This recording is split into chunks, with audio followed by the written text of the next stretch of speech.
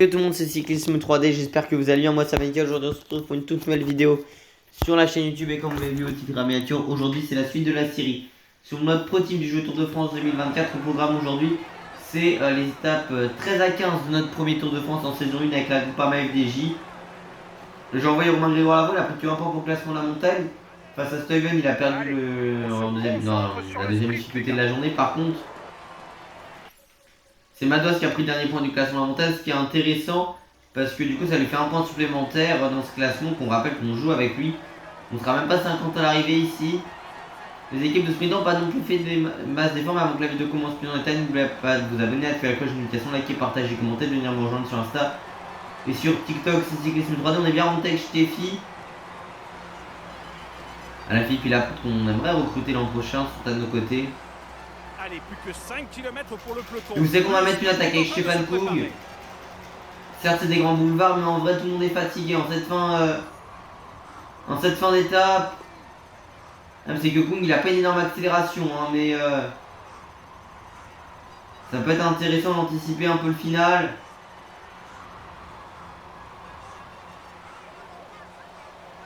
« 3 secondes d'avance. Ça va revenir sur nous, ça va revenir. Il y a quelques mètres d'avance, hein, encore. 2-3 mètres. Non, ça sert à rien, on va passer sur Valentin Madouas. Hein.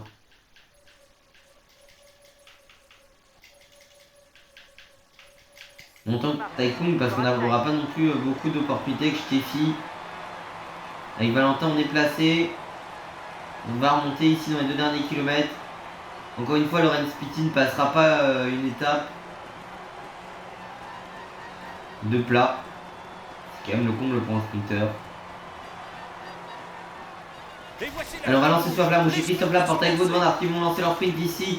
Tim Merlier, Arnaud Delis qui ont le plein de puissance. On est en train de se mêler à la bataille ici avec Valentin Madouas. On va même pas faire top 15 avec Valentin. On s'est totalement écrasé dans le final. Victoire d'Arnaud Delis de ce que j'ai vu. Bon, Romain Grégoire, je lui dis de se relever dans le final parce qu'il n'y avait plus beaucoup de bleus.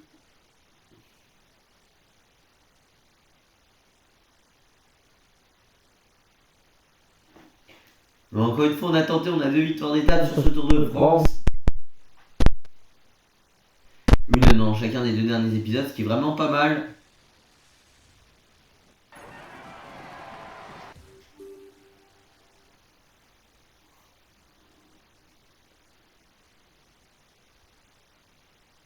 Cette étape est pour lui. Il a été le plus fort.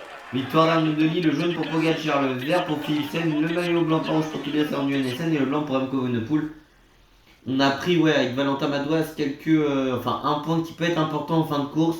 Surtout que là on aura les Pyrénées dans cette suite de vidéos. Bon, on n'avait pas vraiment d'ambition pour le classement. Je rappelle qu'on a 3 corps dans le top 10, Madouas, Lenny, David. On a 3 corps qui se suivent, ça ressemble à une tactique Movistar, mais le problème, c'est qu'on est très loin de ceux qui nous devancent avec David. Et on est on a beaucoup d'avance sur ceux derrière. Victoire d'Arnaud Delis. Oh, les Belges qui s'aiment, ils sont 5 dans le 5. Dans le 5 et 6 dans les 12 premiers. En 3h40 minutes et 50 secondes et 10 secondes de modification, c'est le Belge de la autodestinée Arnaud Delis qui s'impose. Du côté du classement général, en 52h58 et 12 secondes, pardon, c'est Tadej Pogacar, le Slovène de la 8ème. Même avec David, on est très loin. Il y a un boulevard entre David, Ligny, tout ça, et le reste, limite. Ce qui nous permettra de tenter lors des prochaines étapes. Avec David, c'est presque déjà à 10 minutes. Alors, les Pyrénées, notamment le Galibier, on est en galère, et je pense aussi à l'étape 2 où on a perdu pas mal de temps. Et le chrono, forcément. Mais le Galibier, on a vraiment pas été bien, on était en maladie en plus. Du côté du classement, et puis Val qui est là aussi, et Van Aert toujours placé du côté du classement du meilleur grimpeur. 26 points pour Tobias Arndt-Nielsen, le Norvégien de la Pro Cycling Team. Mais on revient avec Val et avec Rudy du côté du classement. On dira l'avant-demain. Du côté du classement, par points, 365 points pour Arnaud Démarre, pour Jasper Philipsen, le Belge Alpecin de Koenig. Nous on est très loin avec Lorenz, mais ça c'était évident, même si Lorenz peut remonter encore dans ce classement. Il ne le jouera pas de toute façon, Ibsen a tellement de points d'avance. 125 points d'avance sur Van Aert du côté, et puis avec 208 points, derrière aussi. Pogacar est placé du côté du classement. Des jeunes.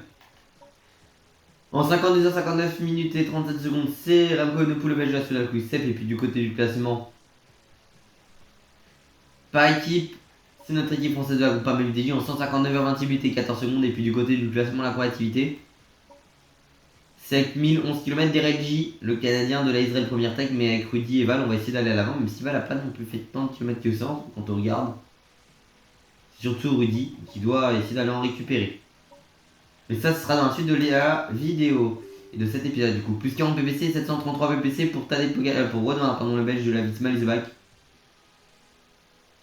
En tête du classement Pro Cycling individuel, ou en tête du classement Pro Cycling individuel, et puis en tête du classement Pro Cycling par équipe. Plus 75 PPC, 1872 PPC pour l'équipe nandaise de la Visma Leasebach. Ouais, en tête du classement Pro Cycling par équipe. On rapporte pas beaucoup de points et on en perd encore énormément. C'est ça qui est problématique, c'est qu'on est deuxième et on perd beaucoup de points maintenant sur la Visma depuis le début de ce tour. Mais là, ça va être la montagne et on va devoir y aller. Bonjour les gars. Avec notre équipe, aller chercher Ça va être une journée très exigeante. un très bon pour tout le résultat monde. et je sais qu'on en a la Les capacité arrivées au en tout sommet cas. vous attendent. C'est une étape clé pour le classement général. Il va falloir répondre présent. A tout de suite dans le final de cette étape. Si on veut bien figurer. On est en mesure de suivre les meilleurs et de viser un top. Et bien malheureusement, notre ami Laurens Pitty est en grand danger au niveau des délais, etc. Bon, alors qu'il a gagné le sprint intermédiaire. Et le problème aussi de Laurens Pitty, c'est que voilà, il est pas devant le camion balai, mais ouais, il est dans la dernière position, il est dans les 5 derniers, il n'arrivera pas à récupérer le groupe de devant. Problème, en vrai, j'hésite à garder Pitty ou pas pour l'embroucheur, parce qu'en soi, on a vu que sur les sprints, on avait un déficit de vitesse avec lui, alors qu'on était moins rapide. Et dès qu'il y a des dénivelé, en tout cas dès que sur le Tour de France, les étapes dures s'enchaînaient, hein. Rien que lors de l'étape 3, il n'arrivait pas à passer quoi. Alors que l'étape 3 est toute plate, c'est parce qu'on avait eu 2 étapes de vallon la veille. Enfin vraiment, dès qu'il y a 2 étapes dures, Pitty il est mort, hein. Après le Lioran, bah, il était déjà lâché sur les étapes de plat qui suivaient quoi. En tout cas, c'est l'étape d'hier. Donc c'est plutôt problématique. Par contre, Valentin est toujours à l'avant. Et autre chose concernant Valentin Madouas, c'est qu'il a pris tous les points du classement de la montagne d'aujourd'hui. Donc ce qui est quand même plutôt cohérent. Enfin, cohérent en tout cas, ce qui est vraiment plutôt bien pour nous. Là on a David avec Lenny. De toute façon aujourd'hui on va tenter, hein, mais on le sait que de toute façon l'objectif avec Lenny ou David, c'est demain on en met un à l'avant. L'objectif c'est de remonter le mieux possible au général avec lui. Mais David on perd énormément de temps dans le galibier sur l'étape de Valoir, mais on en récupère et on en perd sur le chrono forcément. On en perd pas mal à Bologne, mais on est devant Ligny à Bologne par exemple, alors que Ligny était devant nous d'une seconde sur le chrono, mais surtout il est très fort par rapport à nos galibiers. Mais Ligny perd pas mal de temps à Rimini. Et sur l'étape des chemins blancs, bah, nos 2 leaders étaient les 2 plus forts au final, enfin les 2 leaders qui avaient attaqué au final. On avait su s'extirper, mais on avait surtout géré avec Romain Grégoire le classement général, enfin le classement général non, mais la victoire d'étape ce jour-là. Et Valentin Madouas, notamment devant, il perd pas mal d'avance, hein, en ce qui concerne notre 4x4, Valentin Madouas. Ça marche, j'ai relayé fort. On signale 1 minute 30. Il va craquer, il va perdre du temps aujourd'hui. De toute façon, l'objectif, là, il a quand même une barre de fatigue assez importante, donc on le testera en fin d'épreuve, mais on verra ce qu'on pourra tenter avec lui. Par contre, en ce qui concerne Pogacar et tout, pourquoi pas le prendre en saison 3 pour essayer de tout gagner avec Tadej, parce qu'en ce moment, on a remporté le général des 3 jours de la Provence, et sinon, bah, la Brest Cup, on se foire, parce qu'on a encore Mozzato qui est dans nos roues, et Mozzato, vu qu'il avait gagné le sprint, il a les bonifs d'avance, il avait réussi à tenir sur le mur de Bretagne. Et puis bah, le Dauphiné on le gagne pas, le Paris-Nice qu'on fait, on donne tout avec David et au final on le perd par rapport à un écart avec Pogacar, mais c'est surtout qu'on se prend la bordure en fait, tout simplement. Mon coureur s'est pris l'écart tout seul alors qu'on a cravaché pour venir. Et si on regarde, alors qu'on était le plus fort en montagne, vu qu'on gagnait 2 arrivées au sommet, mais avec un bug je crois, enfin je sais plus comment il se fait avoir notre coureur. Mais surtout, c'est le Pitty qui gagne la première étape, je crois, un truc comme ça. Mais surtout, bah, le Dauphiné, on n'avait pas les jambes. Et après les mouvements, on ne gagne pas, même sur Remo, parce que sur Remo, je jouais tester avec Pitty, mais Pitty, comme je vous le dis, Il a beau avoir 74 ballons, les stats physiques, je sais pas pourquoi, mais il marche. Il a pas réussi à passer. 5 km pour On a fait un gros tempo et tout, mais il y avait Stiffy qui était là, mais voilà, Lenny et David, on n'avait pas. Et puis voilà, je crois pas que il était à son mieux, tout comme Romain Grégoire, mais en tout cas, David et Lenny, ils avaient pas assez de rouge L'échappée est en train d'augmenter son avance sur le pour le final. Et de toute façon, à San Remo, même en arrivant en groupe, c'est compliqué pour nous. Ça tient pour Valentin Madouas devant quand même. Hein. On l'aperçoit, mais il fait une très belle montée pour le moment. Ça marche. Je ravitaille. Ah, il va craquer Valentin Madouas, mais en tout cas, il aura fait une très très belle montée. Et il commence à craquer la tête de David Gaudu derrière. L'écart avait drastiquement baissé, là c'est la tête de David. L'homme de tête à 30 secondes d'avance. Le 6ème du général qui attaque. Le Pogacar il met une accélération, il revient sur nous en 2 secondes, alors que nous on a eu un peu plus de mal à revenir sur Val. Qu'on a traversé malheureusement et Pogacar et Roglic ils sont juste intenables. Hein. On n'arrive pas à revenir sur eux malgré le fait qu'on soit en bonne forme. On va essayer de tenir, il reste encore 4 bornes. Cette montée est difficile à gérer quand même. Hein. Alors nous on a du temps à la récupérer, mais c'est surtout à Van Aert qu'il faut qu'on récupère du temps. Ça marche. Et relayez fort. Lenny s'il peut tenir. On a encore un groupe de 10 ici. Hein. Entre autres Madouas lâché. Van Aert aussi. Attention, tu vas pas tenir en danseuse encore très Et longtemps. on a les 5 premiers du général. Ceux qui sont considérés comme les 4 fantastiques pour le général. Plus David Gaudu qu'on a amélioré. Avec qui on a mis des grosses stats et qui arrive un peu à tenir quand même. Et on est quand même un gros groupement de 7. Hein. Même 8 avec Lenny qui est pas loin derrière. Ça se regarde un peu, ça relance derrière avec Jonas Vingegaard, Romain Bardet un peu présent qui est en difficulté. Derrière c'est Carlos Rodriguez. Hein. Pour les hommes de tête et personne n'a encore pris l'ascendant sur ces. On avait 3 minutes de retard sur Van Aert au départ de cette étape. Lenny Martinez derrière ça monte plutôt pas mal en ce qui concerne Lenny. Qui arrive à tenir, nous on revient, c'est même pas Rodriguez, c'est Yann Thomas qui est là. Hein. Attention, le maillot jaune tente de partir. On doit pas le Donc la taille de Pogacar.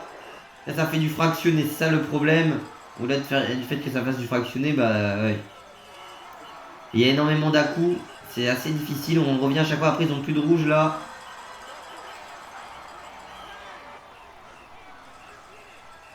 Bientôt la flamme rouge pour Après on voit qu'on est 5ème homme en montagne, hein. Là on est beaucoup mieux qu'en début de tour.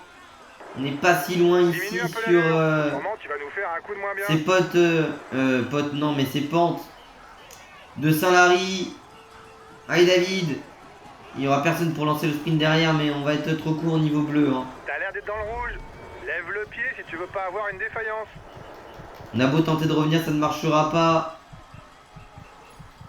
Et Van Aert, on va lui passer devant ce soir. En tout cas avec David Gaudu. On va se retrouver 5ème du général. Et du coup, Lenny Martinez va revenir 7ème, voire 6ème. Non, 7ème, pardon, oui, 7ème, il sera ce soir. Lenny Martinez qui aura fait un très gros finish. Valentin qui va craquer, mais qui aura fait une belle étape. Et Laurent Spiti, je sais pas ce que ça va donner pour lui.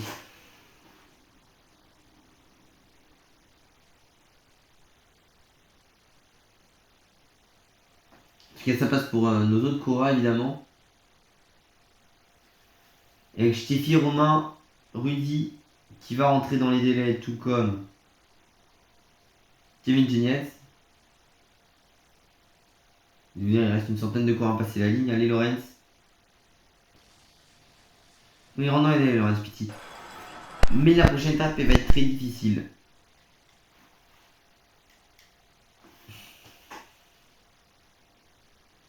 Cette étape est pour lui.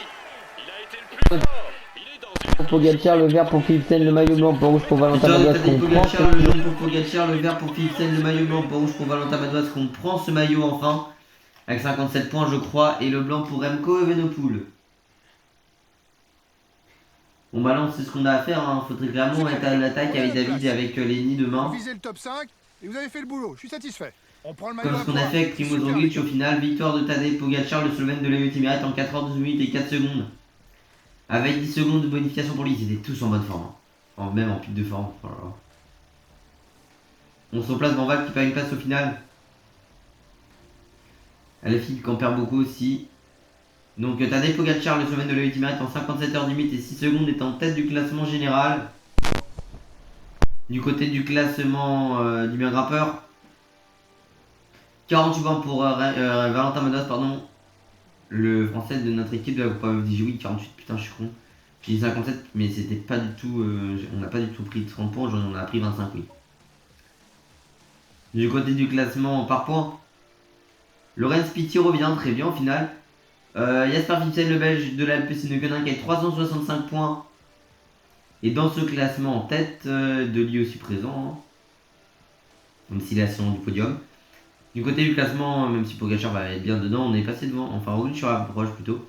Du côté du classement, par rapport à Lorenz, du côté du classement des jeunes, c'est Remco Evenepoel, le belge de la Quick-Step en 57h11 minutes et 41 secondes qui est en tête de ce classement. Et puis du côté du classement par équipe, c'est notre équipe française de la Groupama FDJ en 172h 8 minutes et 6 secondes qui est en tête de ce classement. Et puis du côté du classement de la combativité, c'est avec 1097 km d'Ereji, le Canadien de la Israël Première Tech qui est encore en train de récupérer des kilomètres. Mais Val qui revient, mais direct il est à l'avant tous les jours. Et oui, Rudy était bien placé, mais Dereji avant tout le temps. C'est qu'on est très long en général avec David, et même si on fait un tapin sur la prochaine étape, on ne reprendra pas de place. Hein. Plusieurs BBC, 733 BBC pour Wout van Aert, le belge de la Visma Leasebach en tête du classement Pro Cycling individuel. En tête du classement Pro Cycling individuel. En tête du classement Pro Cycling par équipe, plus 40 BBC, 1912 PPC pour l'équipe néerlandaise de la Visma Leasebach. Et en tête de ce classement Pro Cycling par équipe. Bonjour les gars. Et puis nous on va se retrouver tout de suite dans le final de la prochaine étape, où là encore il y aura beaucoup de choses à faire. Très clairement pour notre équipe, une étape avec beaucoup de transitions, mais surtout 6 grosses difficultés. C'est une journée importante pour le maillot à poids et pour Valentin Madouas, mais également aussi pour le classement général tout simplement. Avec David par exemple, ou même avec Lenny pour essayer de revenir évidemment dans le jeu, où on aura cœur d'y être tout simplement, de revenir dans la bataille même des victoires d'étape. Et on se retrouve tout de suite en finale de cette étape justement. Eh bien écoutez, de façon surprenante, le peloton laisse 3,40 à Valentin Madouas. J'ai tenté le all-in type Groupama FDJ sur le dernier tour. Hein. Le tapis, tout ce que vous voulez, j'attaque avec David, avec Val et avec Rudy. Mais Rudy Moulin n'a jamais pu revenir. Alors qu'il avait une minute de retard au sommet de Pays-Ressources, jamais pu revenir. Puis Madouas s'est sacrifié. Au final, à un moment, il était à plus d'une minute, donc je lui ai demandé de se relever parce qu'il avait même pas une minute d'avance sur le peloton. Puis après, David, au niveau du sprint intermédiaire, enfin, juste après le sprint intermédiaire, on s'est relevé. Puis Val, je lui ai dit d'attaquer un moment dans le col d'Agnais. Et ça a marché parce qu'on est revenu. Il y avait Romain Bardet qui nous a accompagnés, qui est maintenant lâché, mais on avait vraiment été assez bon. On a même pris les points au sommet du Power de l'Air, tout comme Pérosourde et Agni, donc ce qui veut dire qu'on a pris 22 points aujourd'hui et j'en ai pris 10 avec David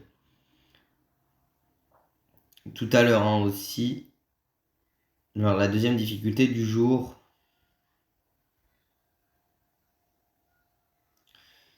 Ce qui a pu nous aider, Valentin Lenny Martinez en difficulté, pardon. Pogacar il lui reste 2 coéquipiers, mais pour le moment Val il est en train de faire un sacré numéro, hein, Valentin Madouas. Pour le moment on perturbe pas du tout la forme de Valentin.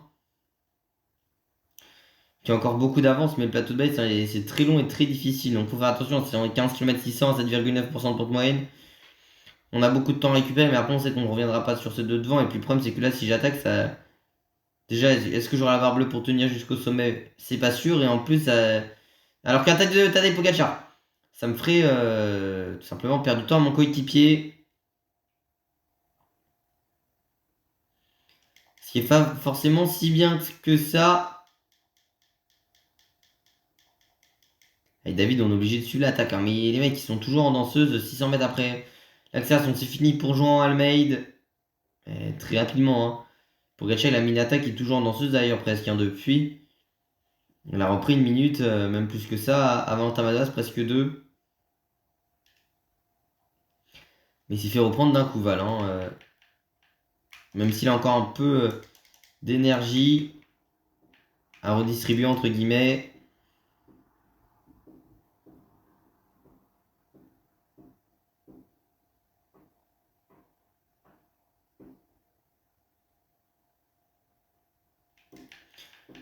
Comment évidemment Val, quand avec Pogacar tu ne collabores pas avec lui, il aura quand même la capacité à aller chercher des points au sommet. Hein. Valentin Madouas, mine de rien, ce plateau de Bay. Et Madouas qui craque. Hein. Sur le sommet, le problème c'est qu'on n'aura pas non plus de force avec David pour faire mieux. On aura tenté aujourd'hui après. Hein.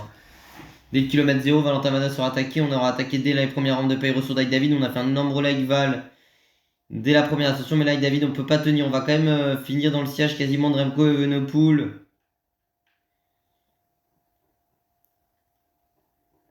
Ça se bataille hein, dans notre équipe entre la 7ème et la 8ème place entre Lenny et Valentin.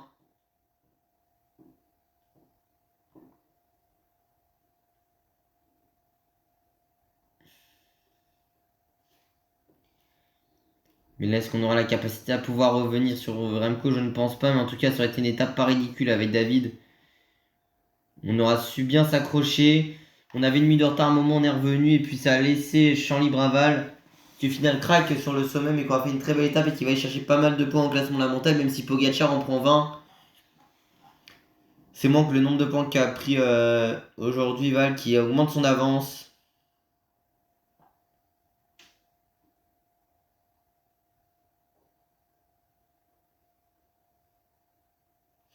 Il doit être aux alentours de 10 points à l'arrivée là. Alors je sais pas ce que ça donne pour Kevin ou pour Rudy notamment, qui va être encore plus loin que Laurens Pitty. Hein.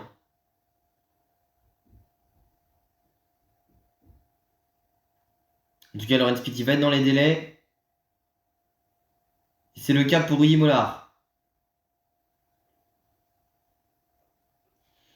On a encore la totalité de l'équipe, mais Laurens, je sais pas si je le garde l'an prochain. Dites-le moi dans les commentaires si vous voulez qu'on le garde ou pas.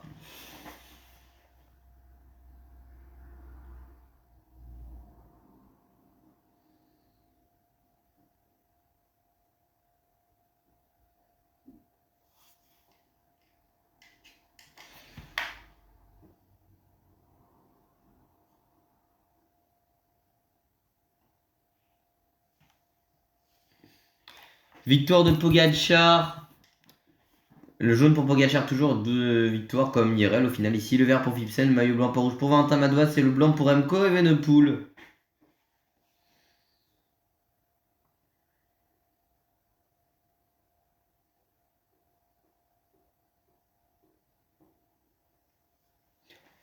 Victoire de Tadej Pogacar, le Slovène de la Ultimate en 5h34 minutes et 57 secondes avec 10 secondes de bonification pour lui. Du côté du classement général, on est 5, 6 et 8. Lenny ira peut-être chercher Van Aert, quoique il y aura le chrono. Il faudra voir, mais bref. C'est Tadej Pogacar, le Slovène de l'Ultimate, qui est en tête du classement général en 62h44 minutes et 53 secondes du côté du classement. Julien a totalement disparu d'ailleurs au passage. Hein. Inlay qui s'accroche. Du côté du classement, on a du break avec nos coureurs par rapport à nos adversaires. Du côté du classement, même si ça fait Tati Movissar, moi je vais enfin y arriver du côté du classement du meilleur rappeur. 80 points pour Valentin Madouas. 22, attendez. Ah oui, 70, oui, c'est ça. Je sais pas pourquoi je pensais 70 points, mais ça fait un plus 12, enfin n'importe quoi. Oui, 32 points pour lui aujourd'hui, oui, ça fait 80 et pas 72, oui. 70, pardon. Pour le corps français, notre équipe de la Groupama FDJ du côté du classement par points. C'est Jasper Philipsen, le belge de l'Alpecin-Koenig, avec 374 points pour lui. Du côté du... Bon, on s'assurer de revenir à moins que Pogacar joue et trouve le fait un belge, je pense. Ou oui, joue les trouve le fait, on ne sait jamais. Du côté du classement des jeunes, c'est en 62h48 minutes et 13 secondes Remco Evenepoel, le belge de la Quick Step. Du côté du classement par équipe, c'est notre équipe française de la Groupama FDJ en 189h, 1 minute et 38 secondes. Et puis du côté du classement de la combativité, 1097 km pour Derek J, le Canadien de la Israel Première Tech, qui continue de faire des kilomètres. Alors il n'en a pas fait lors de la dernière étape, mais on se rapproche un peu avec nos coureurs, notamment Val, mais qui n'a pas fait encore la moitié de ce qu'il a fait, mais bon. Il faudra revenir. Rudy encore placé aussi dans ce classement, mais bon, ça va être très chaud pour aller le chercher. Je pense que même on peut pas encore aller le chercher. Plus 50 ppc, 732 ppc pour Tadej Pogacar, le Slovène de l'Ultimate. en tête de ce classement pour cycling individuel, ou en tête de ce classement pour cycling individuel, et puis en tête du classement pour cycling par équipe. Plus 40 ppc, 1952 ppc pour l'équipe néerlandaise de la Visma Leasebach en tête de ce classement pour cycling par équipe. En tout cas, j'espère que cette vidéo vous aura plu. Si c'est le cas, n'oubliez pas de vous abonner, d'activer la cloche des notifications, de liker, partager, commenter, de venir me rejoindre sur Insta et sur TikTok, c'est Cyclisme 3D. Au programme, on aura Nîmes, Super Dévolué et Barcelonnette. Dans la prochaine vidéo, un peu, je vais pas dire un épisode de transition parce que le dernier épisode va être très difficile, effectivement. Mais en tout cas, j'espère que cette vidéo, comme je vous l'ai dit, vous aura plu. Si c'est le cas, n'oubliez pas de vous abonner, activer la cloche des notifications, liker, partager, commenter. Et de venir me rejoindre sur Insta et sur TikTok, c'est Cyclisme 3D. Pour la suite de cette série sur ce mode Pro Team qui va continuer sur la chaîne YouTube.